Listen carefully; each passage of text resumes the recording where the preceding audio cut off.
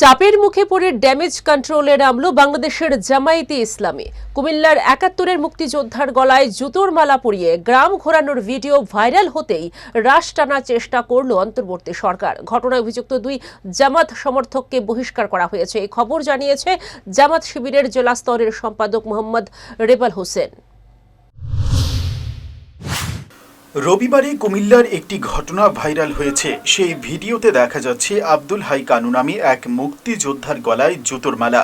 ১৪ গ্রামের লুতিয়ারা গ্রামে নিজের বাড়ির কাছে তিনি করজোড়ে দাঁড়িয়ে রয়েছেন। সামনে প্রচুর জনতা। তাদের সঙ্গে প্রবীণ মুক্তিযোদ্ধার তর্কাতর্কি হচ্ছে বলে বোঝা যায়। তারা মুক্তিযোদ্ধাকে ক্ষমা চাইতে বলছেন। কেউ কেউ বলছেন কুমিল্লা ছেড়ে চলে যেতে হবে। তাতে হাত জোর করে আব্দুল হাই অনুরোধ করছেন এইভাবে তাকে তাড়ানোর কথা না বলতে। তিনি গ্রাম ছেড়ে কোথাও যেতে চান না। জুতোর মালা পরা অবস্থাতেই মুক্তিযোদ্ধা আব্দুল হাই কানুকে ঘোরানো হয় গ্রামে। এরপরই ঘরে বাইরে প্রবল সমালোচনার মুখে পড়ে জামাত। তাতেই পদক্ষেপ নিল জামাত শিবির। ওই ঘটনায় অভিযুক্ত দুই সমর্থককে বহিষ্কার করা হলো। তাদের নাম মোহাম্মদ আবুল হাসেম এবং মোহাম্মদ আহিদুর রহমান।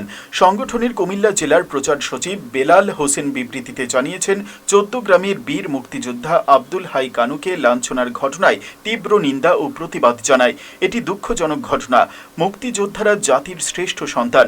জামাতে ইসলামী শুধু বীর মুক্তিযোদ্ধা নয়, দেশের সাধারণ কোনো নাগরিককেও হেনস্থা করা সমর্থন করে না।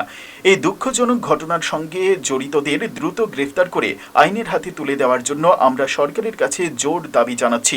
বিবৃতিতে আরও বলা হয়, এই ঘটনার সঙ্গে জড়িত ব্যক্তিরা জামাত ইসলামীর কোনো পর্যায়ের নেতা বা কর্মী নয়। তবে একাংশের কটাক্ষ মুজিবের মূর্তি ভেঙে ইতিহাস মোছার চেষ্টার পর মুক্তিযোদ্ধার হেনস্থায় দলীয় সমর্থকদের বহিষ্কার স্রেফ লোক দেখানো। Bureau report, headlines Tripura national.